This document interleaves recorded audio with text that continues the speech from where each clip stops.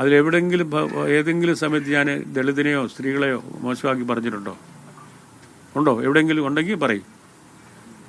അങ്ങോട്ട് ഞാൻ പരമാവധി ക്ഷമാപണം ചെയ്യാം. ഏതെങ്കിലും സമയത്ത് ഏതെങ്കിലും ഒരു വാക്കിലെങ്കിലും ഈ രണ്ട് കൂട്ടരെ മോശമാക്കി പറഞ്ഞിട്ടുണ്ടോ? ഞാൻ ഉണ്ടെങ്കിൽ ഞാൻ സമ്മതിക്കുന്നു, ഞാൻ ക്ഷമാപണം ചെയ്യാം. അല്ല, നിങ്ങളുടെ ഇൻ്റർപ്രിട്ടേഷൻസ് ഞാൻ ഉത്തരവാദിയല്ല. നിങ്ങൾക്ക് എന്തും ഇൻ്റർപ്രിറ്റ് ചെയ്യാൻ പറ്റും.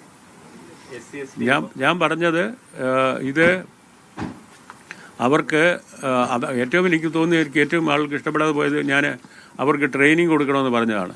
അപ്പോൾ ട്രെയിനിങ്ങിന് ഒരു അറിവുകേട് കൊണ്ടാണ് അതിനെതിരെ പറയുന്നത്. കാരണം സിനിമ എന്ന് പറയുന്നത് ഒരു മനുഷ്യായുസ് കൊണ്ട് തന്നെ പഠിച്ച് ചെയ്യുന്ന ഒരാളാണ് ഞാൻ.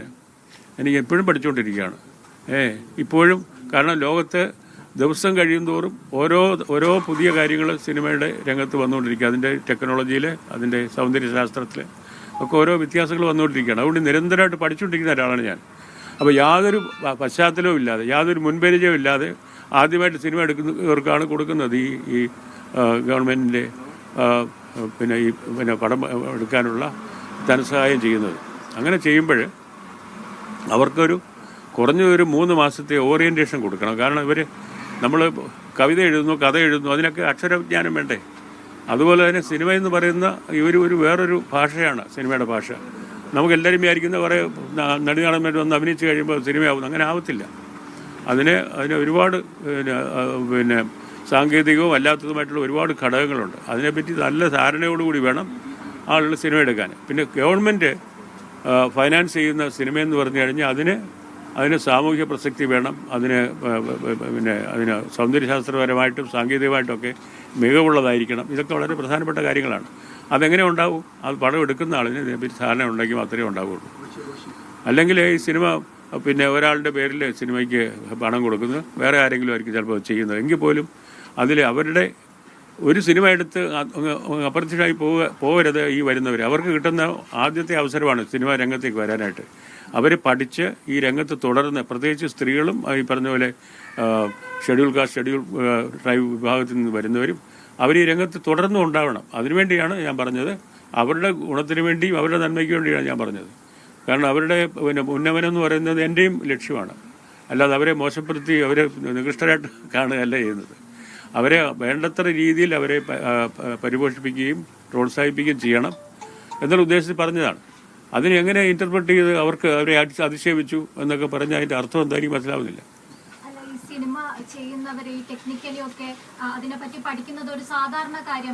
സാധാരണ കാര്യമല്ല. അത് പഠിച്ചേ പറ്റുള്ളൂ. ആരെ പഠിക്കുന്നു? നിങ്ങൾ ചെയ്യോ സിനിമ? നിങ്ങൾ സിനിമ തയ്യാറാണോ? ആണോ? നിങ്ങൾ താല്പര്യപ്പെടുന്ന ആളാണെങ്കിൽ നിങ്ങൾ സിനിമയെ പറ്റി പഠിക്കണം. ഞാൻ പറഞ്ഞത് മനസ്സിലായില്ലേ? പച്ച മലയാളത്തിലാണ് പറയുന്നത്. സിനിമ എടുക്കണം എന്നുണ്ടെങ്കിൽ അതിനോടുള്ള ആഗ്രഹം മാത്രം പോരാ, അത് പഠിക്കണം. പഠിക്കാനായിട്ടൊരു ഫിലിം ഷൂട്ട് പോയി പഠിക്കാൻ ഇപ്പോൾ സമയമില്ല. ഇപ്പോൾ അവർക്കൊരു ഒരു പ്രോജക്റ്റിന് അനുവാദം കൊടുത്തു കഴിഞ്ഞാൽ വലിയ സമയമില്ല. അതുകൊണ്ടാണ് പറഞ്ഞത് വിദഗ്ധന്മാരുടെ മേൽനോട്ടത്തിൽ 3 മാസമെങ്കിലും, കുറഞ്ഞത് 3 മാസമെങ്കിലും അവർക്ക് ട്രെയിനിങ് കൊടുക്കണം.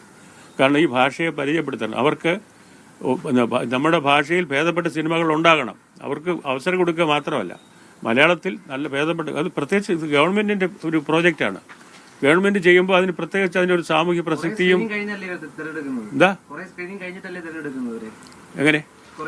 എങ്ങനെ സ്ക്രീൻ ചെയ്യുമോ? നിങ്ങൾ പടം എടുക്കുന്നത് ഞാൻ എങ്ങനെയാണ് തീരുമാനിക്കുന്നത്? നിങ്ങൾ വന്ന് പറയുന്നത് ഞാൻ പടം എടുക്കാമെന്ന് പറയുന്നു. എന്ത് സ്ക്രീനിങ്ങാ ചെയ്യുന്നത് നിങ്ങളുടെ മുകളിൽ?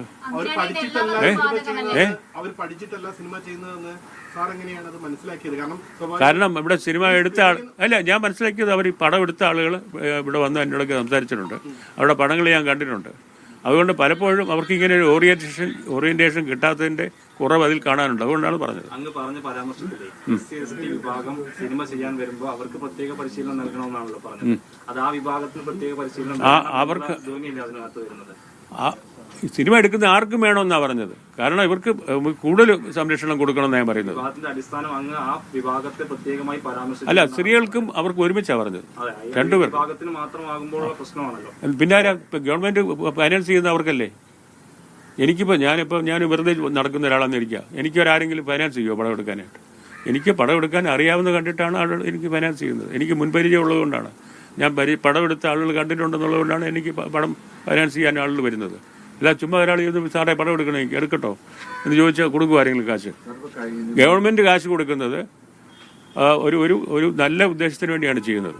കാരണം സ്ത്രീകളും ഈ പറഞ്ഞ കൂട്ട് പിന്നാക്ക വിഭാഗങ്ങൾക്കും ശരിയായ പ്രാതിനിധ്യം കൊടുക്കുകയും അവരുടെ ഇടയിൽ നിന്ന് കൂടുതൽ ഫിലിം മേക്കേഴ്സ് വരികയും വേണം, ആണുങ്ങളായാലും പെണ്ണുങ്ങളായാലും വേണം എന്ന ഉദ്ദേശത്തിലാണ് ചെയ്യുന്നത്.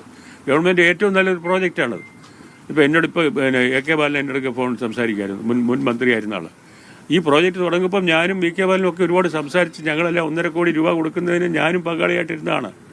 പക്ഷേ ഇന്ന് നമ്മളതിനെപ്പറ്റി പരിശോധിക്കുമ്പോൾ ഈ ടെക്നോളജി അധികം മാറി.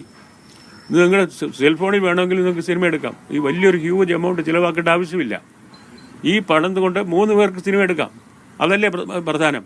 ഈ 3 പേർക്കും ട്രെയിൻ ചെയ്യുക അവരെ. അങ്ങനെ ഒരു പോസിറ്റീവായിട്ടുള്ള കാര്യമാണ് പറഞ്ഞത്. അതിന് എന്ത് നെഗറ്റിവിറ്റി ഉണ്ടാക്കിയത് എങ്ങനെയാണ് നിങ്ങൾ? അല്ല, മന്ത്രി ഒരു ഫിലിം മേക്കർ അല്ലല്ലോ, ആണോ? ഞാൻ എൻ്റെ 60 വർഷത്തെ എൻ്റെ സിനിമാ ജീവിതത്തിൻ്റെ പശ്ചാത്തലത്തിലാണ് ഞാൻ സംസാരിക്കുന്നത്. നിങ്ങളൊരു ക്യാമറ കൊണ്ടുവന്ന ഉടനെ തന്നെ ഞാൻ അതിൻ്റെ രഹസ്യങ്ങൾ വീണ്ടും നിങ്ങളോട് പറയാൻ നോക്കൂ. ഫിലിം മേക്കിംഗ് എന്ന് പറയുന്നത് അവനവൻ്റെ ജീവിതം കൊണ്ട് ജീവിതം കൊടുത്ത് നിരന്തരമായിട്ട് പഠിച്ച് പരിശീലിച്ച് ഉണ്ടാക്കുന്ന ഒരു അനുഭവമാണ്. അത് ഇതിനുമായിട്ട് യാതൊരു ബന്ധമില്ലാത്ത ഒരു കുട്ടിയാണ് എണീച്ചു നിന്ന് പ്രതിഷേധിച്ചത്. അവരാ കോൺക്ലേവിൽ എങ്ങനെ പങ്കെടുത്തു എന്നുള്ളത് അതിശയമാണ്. സംഗീത അക്കാദമി സിനിമയായിട്ട് യാതൊരു ബന്ധവുമില്ല. പാട്ട് പശ്ചാത്തല സംഗീതത്തിന് എന്താ കാര്യം? അതെ, പാട്ട് എല്ലാ സിനിമയ്ക്കൊന്നുമില്ല. ചില കൊമേഴ്ഷ്യൽ സിനിമയിലാണ് പാട്ടൊക്കെ ഉള്ളത്. കൊമേഴ്ഷ്യൽ സിനിമയിലേ ഉള്ളൂ പാട്ടൊക്കെ. ഞാൻ എടുക്കുന്ന സിനിമ പാട്ടൊന്നുമില്ല. അപ്പോൾ അതിന്റെ സിനിമയുടെ എസെൻഷ്യൽസ് എടുത്തു കഴിഞ്ഞാൽ അവരാരും ഇതിനകത്തില്ല. അവർ അഭിപ്രായം പറഞ്ഞോട്ടെ. അവർ പ്രതിഷേധിക്കണമെങ്കിൽ അവർക്ക് അറിയണേ ഞാൻ പറയുന്നത് എന്താണെന്ന് മനസ്സിലാവണ്ടേ. അവർക്ക് മനസ്സിലാവാത്ത ആളെണിച്ചിട്ട് ശബ്ദം ഉണ്ടാക്കുന്നത്. അപ്പോൾ എന്തിനാണ്? ശ്രദ്ധിക്കപ്പെടാൻ വേണ്ടിയിട്ട്. ഇപ്പൊ ദിവസം ഇന്നത്തെ പത്രത്തിലെല്ലാം പടമില്ലേ? ഇന്നലെ ടെലിവിഷനിലും എല്ലാവരുടെ പടമില്ലേ? നല്ല പബ്ലിസിറ്റി അല്ലേ? അതുകൂടെ എന്താ വേണ്ടത്? അങ്ങ് ഉദ്ദേശിച്ചത് SC/ST വിഭാഗക്കാർക്ക് പ്രത്യേക പരിശീലനം വേണമെന്നാണോ, അതോ പുതുതായി സിനിമ എടുക്കാൻ വരുന്ന എല്ലാവരും ഗവൺമെന്റ് പൈസ കൊടുക്കുമോ? നിങ്ങൾ എന്താ മനസ്സിലാക്കാത്തത്? ഗവൺമെന്റ് പണം കൊടുക്കുന്നതാണ്. ഗവൺമെന്റ് പണം കൊടുത്ത് പടം എടുപ്പിക്കുകയാണ്. അപ്പോൾ അവരെ കൃത്യമായിട്ട് അതിന് തയ്യാറാക്കണം എന്നാണ് ഞാൻ പറഞ്ഞത്. എംപവർ ചെയ്യണം. എങ്ങനെ? ഇതിനെപ്പറ്റിയുള്ള സാങ്കേതികമായ പരിജ്ഞാനം കൊടുത്തിട്ട് അവരെ എംപവർ ചെയ്യണമെന്നാണ് പറഞ്ഞത്. അതിൽ കൂടുതൽ പോസിറ്റീവായിട്ട് ഇതിനെപ്പറ്റി പറയാൻ പറ്റുകയില്ല. ഇങ്ങനെ പണം എടുത്തുള്ള സിനിമകൾ, ഈ 1.5 കോടി രൂപ മുടക്കിയിട്ടുള്ള പടങ്ങളൊക്കെ വലിയ നിലവാരം പുലർത്തുന്നതും അന്താരാഷ്ട്ര തലത്തിൽ ചർച്ചയായിട്ടുണ്ടെന്നുള്ള തരത്തിലാണ് അതിന് വ്യാഖ്യാനം വരുന്നത്. ആര് പറഞ്ഞങ്ങനെ? ഇപ്പോൾ ഡോക്ടർ ബിജു ഉൾപ്പെടെയുള്ള അങ്ങനെ സാർ ഈ 1.5 കോടി രൂപ മുടക്കിയിട്ടുള്ള സിനിമകൾ കണ്ടു മാത്രമല്ല അവർക്കെല്ലാം പരാതികളുമുണ്ട്. ഞാൻ ഒന്നിലധികം പടം കണ്ടിട്ടുണ്ട് ഇവരെടുത്ത പടങ്ങൾ. അവരെല്ലാം പൊട്ടൻഷ്യലായിട്ട് കഴിവുള്ള ആളുകളാണ്, സംശയമൊന്നുമില്ല. പക്ഷെ അവർക്ക് ഒരുപാട് പരാതികളുണ്ട്. അതുകൊണ്ടാണ് ഞാൻ പറഞ്ഞത് ഈ പടം എടുക്കാൻ വരുന്നവരെ അവരുടെ ബഡ്ജറ്റും കൂടെ ഉണ്ടാക്കാനും ഒക്കെ ആയിട്ട് പഠിപ്പിക്കണം. എങ്ങനെയാണ് പബ്ലിക് ഫണ്ട്സ് ഇതിനു വേണ്ടി തന്നിരിക്കുന്നത്? അത് ഗവൺമെൻറ്റിൻ്റെ വലിയൊരു ഒരു പ്രോജക്റ്റാണ്. അവർ യാതൊരു നിബന്ധനകളും ഇല്ലാതാണ് കൊടുക്കുന്നത്. അവർ പടം എടുക്കാനായിട്ട് തിരിച്ചടയ്ക്കാനൊന്നും വേണ്ട. നമ്മളൊക്കെ പണ്ടൊക്കെ ഫിലിം ഫൈനാൻസ് കോർപ്പറേഷനൊക്കെ ഉണ്ടായിരുന്ന സമയത്ത് എൻ്റെ ആദ്യത്തെ പടമൊക്കെ എടുക്കുമ്പോൾ നമ്മൾ സെക്യൂരിറ്റി കൊടുത്തിട്ടാണ് അവർ ലോൺ തരുന്നത് നമുക്ക്. അതും 18% ഇൻട്രസ്റ്റിൽ. അന്ന് അങ്ങനെയാണ് പടം എടുക്കുന്നത്. എന്നിട്ട് നമ്മൾ തിരിച്ചടയ്ക്കണം. അടച്ചില്ലെങ്കിൽ നമ്മുടെ വസ്തുവും ഇതെല്ലാം ജപ്തി കൊണ്ടുപോകും. ആ കണക്കിലാണ് പണം കിട്ടുന്നത്. അല്ലാതെ വേറൊരു സോഴ്സിൽ ഇത് പണം കിട്ടത്തില്ല. ഇവിടെ ഇത് ഗവൺമെൻറ് വളരെ ജനറസ് ആയിട്ട് ഈ പിന്നെ സ്ത്രീകൾക്കും സ്ത്രീകളുടെ സംവിധാനം വളരെ കുറവാണ് കേരളത്തിൽ. അത് ഞാൻ ഇന്നലെ സംസാരിക്കുമ്പോൾ പറഞ്ഞു. 1-2 പേരുണ്ട്, അവർ നല്ല ഡയറക്ടേഴ്സാണ്, നല്ല ഫിലിം മേക്കേഴ്സാണ്. അതുപോലെ കൂടുതൽ പേര് വരണം എന്നാണ് പറഞ്ഞത്. എങ്ങനെ ഇതിനകത്ത് നെഗറ്റിവിറ്റി ഉണ്ടാക്കി കണ്ടുപിടിച്ചു എന്നുള്ളത് എനിക്ക് അതിശയമാണ്. പരാതി കൊടുത്തിരിക്കുകയാണ് പോലീസിൽ. കേസെടുക്കണമെന്ന ആവശ്യവുമായി ഒരു സിനിമ പ്രവർത്തകൻ രംഗത്ത് വന്നിട്ടുണ്ട്. എടുത്തോട്ടെ നമുക്ക് സ്റ്റോപ്പ് ചെയ്യാൻ പറ്റുമോ? കൊടുത്തെങ്കിൽ പരാതി കൊടുക്കാൻ അവർക്ക് അവകാശമില്ലേ? തീർച്ചയായിട്ടും ഉണ്ട്. സാർ പറഞ്ഞത് ജെന്യൂൻ ആയിട്ടുള്ളൊരു സെൻസിലായിരിക്കും. പക്ഷെ ഈ പറഞ്ഞ 2 വിഭാഗങ്ങളുണ്ട്. അത് ഈ പരാതിയായിട്ട് എല്ലാവരും വരുന്നത് ഇല്ല. അവര് നമ്മുടെ പരക്കെയുള്ള വിജ്ഞാനക്കുറവ് കൊണ്ടാണ്, ഈ അറിവ് കേടുകൊണ്ടാണ് അവർ ഒഫൻഡഡ് ആവുന്നത്. അവർക്ക് പരിശീലനം കൊടുക്കണമെന്ന് പറഞ്ഞു. ഭയങ്കര തെറ്റല്ലേ? അവരുടെ ഗുണത്തിന് വേണ്ടിയാണ് പറഞ്ഞത്. അവർ നല്ല സിനിമ എടുക്കും അവർ പരിശീലനം കിട്ടി കഴിഞ്ഞാൽ. അല്ലെ പലരും വിവരമില്ലാത്ത ആളുകൾക്ക് പലരും പൈസ കിട്ടിക്കഴിഞ്ഞാൽ വേറെ ഓരോരുത്തരാണ് ചെയ്യുന്നത്. MJ രാധാകൃഷ്ണൻ്റെ കൂട്ടൊരു ക്യാമറമാൻ, അയാളാണ് ഇവിടെ പലരും ആദ്യമായിട്ട് സിനിമ എടുത്തവർക്ക് പലർക്കും പടം എടുത്തു കൊടുത്തിരിക്കുന്നത്. മറ്റവരൊക്കെ ഇത് ഇവിടെ ജെളിഞ്ഞ് നടക്കുന്നേ ഉള്ളൂ. ഞാൻ ഡയറക്ടറാന്ന് പറഞ്ഞിട്ട്. പക്ഷെ പടം ചെയ്തിരിക്കുന്നത് MJ രാധാകൃഷ്ണനാണ്. അത് നമ്മൾ അറിയത്തില്ല. പടം കണ്ടുകൊണ്ടിരിക്കുന്നവരെ അറിയത്തില്ല. നമ്മൾ അറിയുന്നില്ല. സംവിധായകൻ കമൽ പോലും സാറിന്റെ പ്രസ്താവന ദൗർഭാഗ്യകരമാണെന്നാണ്. അതെ, അങ്ങനെ തോന്നിക്കാണാം. നമ്മളത് സ്റ്റോപ്പ് ചെയ്യാൻ പറ്റുമോ?